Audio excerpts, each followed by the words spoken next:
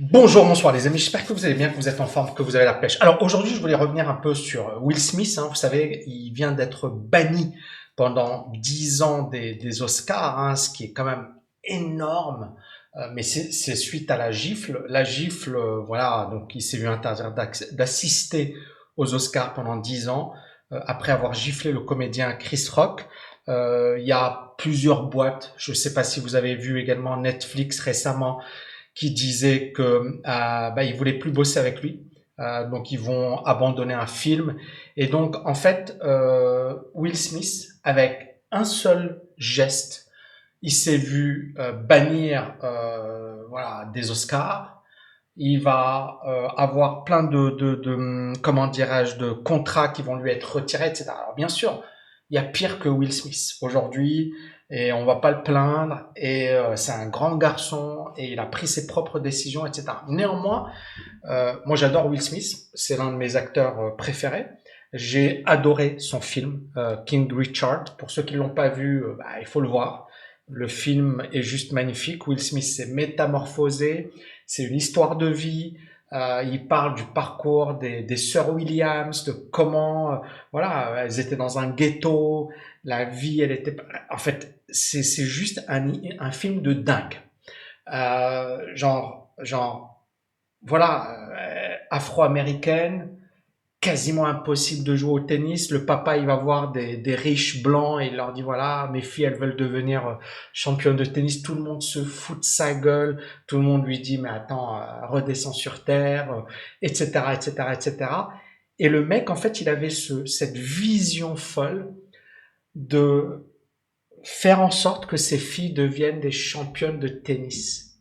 Il connaissait rien au tennis, mais il apprenait le tennis en écoutant des coachs, etc. Ce film est juste surréaliste.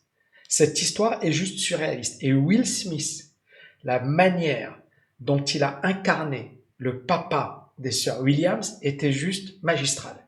Et il a reçu l'Oscar pour ce film et il le méritait amplement. Maintenant, vous voyez, le mec, il reçoit un Oscar et en même temps, au même moment, il pète un câble. Il pète un câble et il gifle Chris Rock en public. Et c'est pour ça que j'ai voulu faire une vidéo. Pourquoi? Parce que je pense que c'est vraiment une histoire qui est une leçon pour nous tous. Ça peut nous arriver à nous tous de péter un câble, de rentrer dans un moment de folie, de faire une énorme connerie et de payer pour cette connerie toute sa vie. Toute sa vie. Et je voulais tout d'abord revenir sur l'importance de se contrôler. Bon, j'ai la chance d'avoir une expérience. Qui dit expérience dit moment au top et moment down. Et j'ai eu des moments où j'ai été humilié, des moments où on m'a mal parlé, des moments où j'étais sur le point de tout péter, de péter un câble et de commettre l'irréparable, d'accord?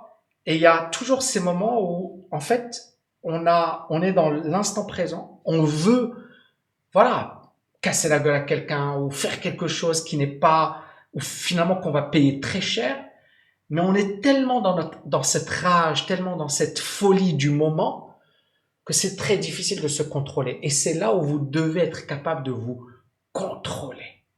Vous devez être, c'est dur, mais il faut le faire. Sinon, tu vas le payer toute ta vie. L'exemple pour nous le plus marquant, c'est notre ami Sarkozy. Sarkozy, il va, je pense, en province, il y a un ouvrier ou un agriculteur qui vient, qui l'insulte. Ok, il t'insulte, il peut t'insulter. Toi, t'es président de la République. Même si le mec, il te dit la pire des choses, tu ne dois pas tomber dans le piège.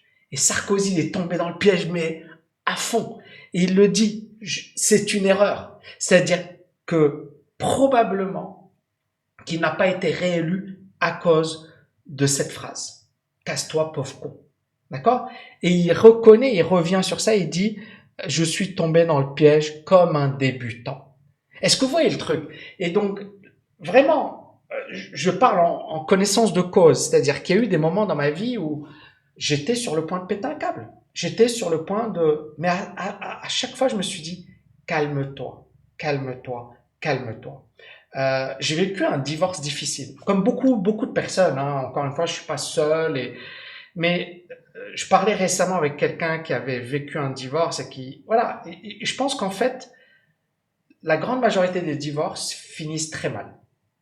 C'est souvent, c'est surtout quand il y a des enfants.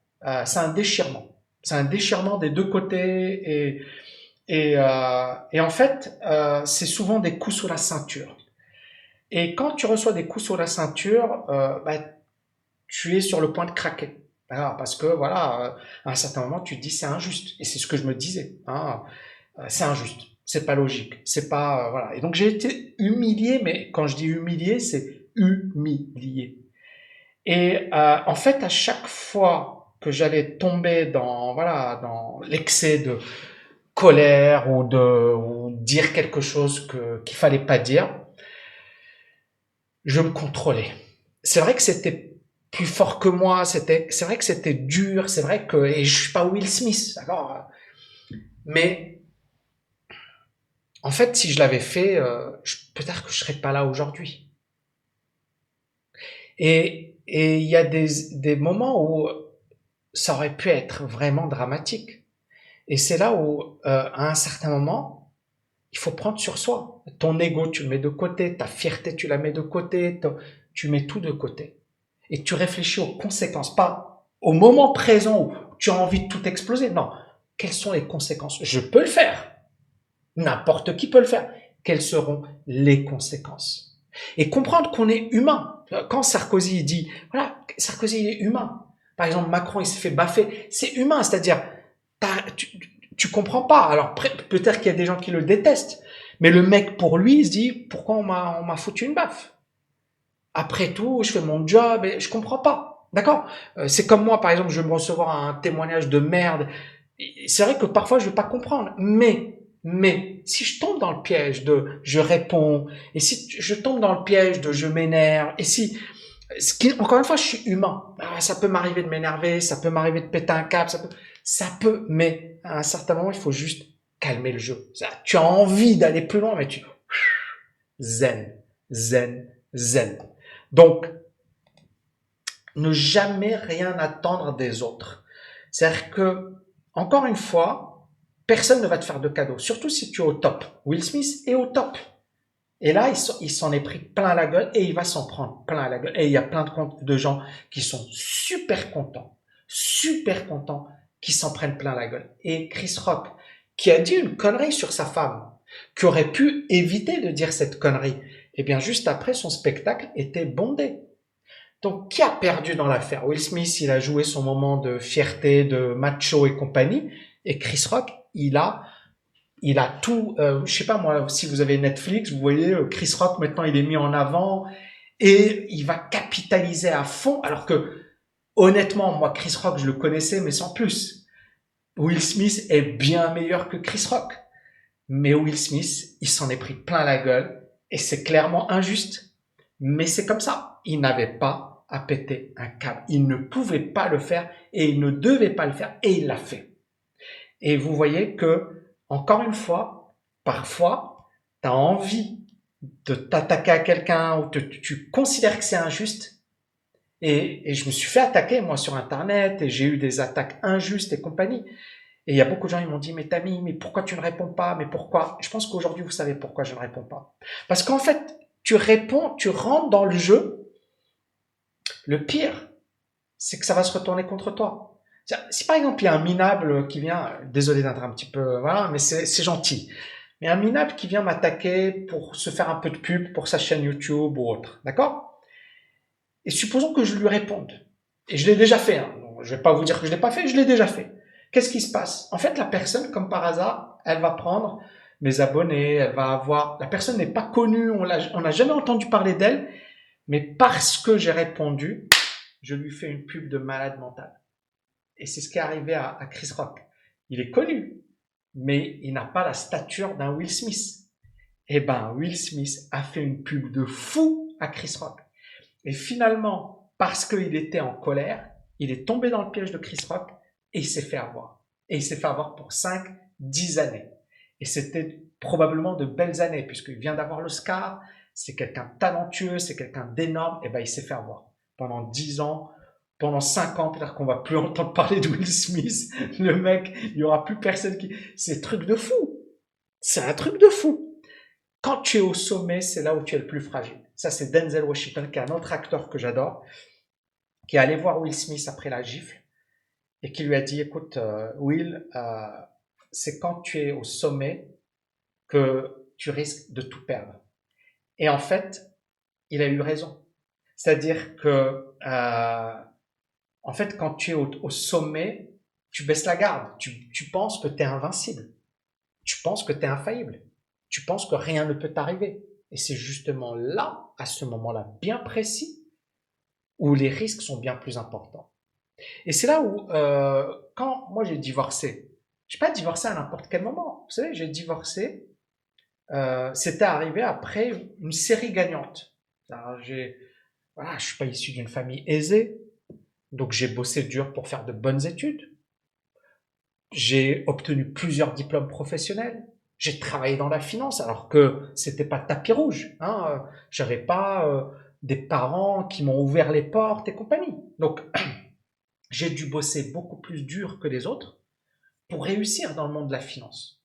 Et donc, je commençais à avoir première étape, deuxième étape, troisième étape, et je commençais à réussir. Et là, à un certain moment, j'ai probablement pris la grosse tête, quoi. Je me suis dit, waouh, je suis invincible, je suis le roi du monde. Je n'étais pas Will Smith, mais à mon niveau, c'était énorme. Et ce qui s'est passé, c'est que j'ai baissé la garde. Et quand j'ai baissé la garde, bah, tout s'est enchaîné rapidement. J'ai mariage, divorce, chômage, RSA, solitude, quasiment fauché. Et là, tu te dis, waouh, waouh, waouh, je pensais pas que ça allait se retourner aussi vite contre moi. C'est quand tu es au sommet que tu es le plus fragile. Ne l'oubliez pas, les amis. Ne l'oubliez pas. Enfin. Et c'est la raison pour laquelle il faut garder son calme. Il faut toujours réfléchir. Il faut toujours analyser. Toujours avoir une vision long terme et ne jamais s'enflammer. Ne jamais s'enflammer. Toujours garder un état d'esprit calme. Dernier point. Une décision peut ruiner ta vie. Une décision. Will Smith banni pendant 10 ans des Oscars. Et donc, vraiment, toujours réfléchir aux conséquences de ses actes. C'est-à-dire, quand tu veux faire une connerie, dis-toi, ok, quelles sont les conséquences? Est-ce que ça vaut le coup de le faire ou pas? C'est vrai que quand tu es en mode folie, rage, tu as envie de tout défoncer, t'es pas en mode redescends d'un cran, analyse, réfléchis. On est d'accord. On est d'accord. Et pourtant, c'est ce qu'il faut faire. On est notre pire ennemi. C'est ce qu'il faut faire. Quand tu vois que tu es sur le point de faire une énorme connerie, fais voilà, une analyse, prends du recul, prends de la hauteur et analyse ta situation. Et ce que je vous dis, les amis, c'est sincère et c'est ce que j'ai vécu ces dernières années. Je pense que pendant ces 10 dernières années, le nombre de moments où j'ai failli péter un câble, où j'ai failli faire, et j'ai pété un câble, et j'ai fait des conneries, et j'ai répondu à des attaques. D'accord? Je suis humain. D'accord? Je suis humain. Mais à chaque fois, tu te rends compte qu'il vaut mieux ne pas répondre. Par exemple, moi, quand sur YouTube, il y a souvent des gens, ils vont t'insulter. Et des gens que tu connais. Par exemple, il y a sur mon bouquin Amazon, il y a quelqu'un qui a fait un truc, mais genre, le mec, il m'a défoncé. Et ce mec-là, je le connais. C'est un ancien étudiant à moi, c'est quelqu'un qui m'avait écrit, c'est quelqu'un qui a raté sa carrière dans le foot. Et il m'a dit, Tammy, si je t'avais connu, il m'a écrit un email. Il m'a dit, Tammy, si je t'avais connu avant, j'aurais pas raté ma carrière dans le foot. D'accord? Et il m'a dit, voilà, il s'est retrouvé dans un club de deuxième division alors que apparemment il jouait avec des grands joueurs de foot. Donc le mec, il m'a écrit un message où il m'encensait, ou puis ce même mec, il a écrit un message de merde à mon sujet. Ça fait mal parce que tu te dis, c'est pas possible. La personne qui m'a dit que si elle m'avait connu avant, cette même personne, elle écrit un message de merde à mon sujet. Et cette personne, je la connais, je sais. Et à chaque fois, il essaie de me provoquer. Et je vais vous dire un truc, je ne réponds pas. Je ne réponds pas. Pourquoi? parce que je suis là, la personne, elle galère ou elle est... Si je me mets à son niveau, premièrement, je gagnerai jamais. Et deuxièmement, j'ai déjà gagné. C'est-à-dire, pourquoi prendre le risque ou même prendre le temps, prendre l'énergie de répondre? C'est-à-dire, il y a certaines personnes qui n'ont pas confiance en elles, qui se disent ouais, mais je dois répondre parce que voilà, il m'a humilié. Type Will Smith. Will Smith, t'es Will Smith. T'es là l'une des plus grosses stars de Hollywood. Pourquoi tu pètes un câble et tu vas faire la connerie? Qui a perdu finalement? C'est Will Smith qui a perdu. Et donc, c'est vrai que, en fait, j'aurais pu me dire oui, mais telle personne. Mais en fait, non. Ça, si les gens m'apprécient, super. Si les gens ne m'apprécient pas, c'est pas grave. Parmi mes étudiants, il y en a qui m'adorent et il y en a qui me détestent. C'est pas dramatique. Je pourrais jamais faire plaisir à tout le monde. Mais le plus important pour moi, c'est quoi? C'est de délivrer. C'est d'être le meilleur. Il y a un exemple qui est magnifique, c'est Benzema. Euh, Pourquoi il est magnifique cet exemple? Parce que Benzema, il a dit des conneries. À un certain moment, voilà, il n'a pas été sélectionné par Didier Deschamps et il a tenu des propos sur Didier Deschamps en lui disant tu as été influencé par une partie raciste de la France, etc. Et tout le monde a massacré Benzema. Et Benzema, il a compris. Il a compris qu'il n'aurait jamais dû dire ça. Et qu'il l'a dit parce que justement, il était en mode oh, qu'est-ce qui se passe? Est-ce que vous avez déjà entendu Benzema redire la même chose? Jamais. Est-ce que vous voyez Benzema en conférence de presse? Le mec, genre, plus diplomate que lui, tu meurs. Plus, genre le gars, il est lisse, il dit rien. Et en fait, il a tiré les leçons de ses propos. Il a dit les propos, il était énervé, il était excédé, mais c'est lui qui a perdu. Il n'était pas à la Coupe du Monde avec l'équipe de France, alors que sur un plan sportif, il méritait amplement de l'être. Aujourd'hui, Benzema, regardez Chelsea, il y a eu un match, il a remporté, et bah, tout le monde adore Benzema. Même les gens qui détestaient Benzema, qui tapent aujourd'hui, tout le monde dit oh là là, c'est le meilleur. Mais c'est la vérité. Lisez les commentaires. Lisez les commentaires il y a quelques années sur Benzema où il se faisait lyncher. Lisez les commentaires sur Benzema aujourd'hui où tout le monde l'adore. Une action peut détruire ta vie. Et Benzema, il l'a compris. Il a dit waouh, je veux jouer à la Coupe du Monde, je veux bien finir ma carrière. Je vais et le gars, il a complètement calmé le jeu. Il a fait ce qu'il fallait et il avait raison. Parce que là, finalement, Didier Deschamps adore Benzema, Benzema adore Didier Deschamps. Je pense que moi, honnêtement, voilà, je le connais pas personnellement, mais j'ai l'impression que c'est un bon gars et que c'est un bon père de famille, que c'est quelqu'un, voilà. Après, c'est un footballeur. Il faut pas non plus attendre des miracles de la part des footballeurs, mais c'est quelqu'un qui, voilà, qui est un bon joueur. C'est quelqu'un qui a une bonne éthique. C'est quelqu'un qui n'a pas atteint ce niveau comme ça par hasard, mais il a dit des propos qu'il a dû payer très cher pendant des années. Et ces propos, il n'aurait pas dû les dire. Peut-être qu'il le pensait. Peut-être qu'il y a une part de vérité. Mais finalement, tu es un footballeur, tu es millionnaire et tu viens, tu te moques de nous, eh ben on va te le faire payer. Est-ce que vous voyez ce que je veux dire? C'est-à-dire, tu es footballeur, tu as des Bugatti, des belles bagnoles et en plus tu donnes des leçons de morale, calme-toi mon pote. Et c'est ce que les gens lui ont dit. Ou le message qui est passé. Et là, il a compris, il a dit, voilà, je suis footballeur, je gagne super bien ma vie et en plus, je la ramène à, voilà, je vais faire ce que je maîtrise le mieux, le foot.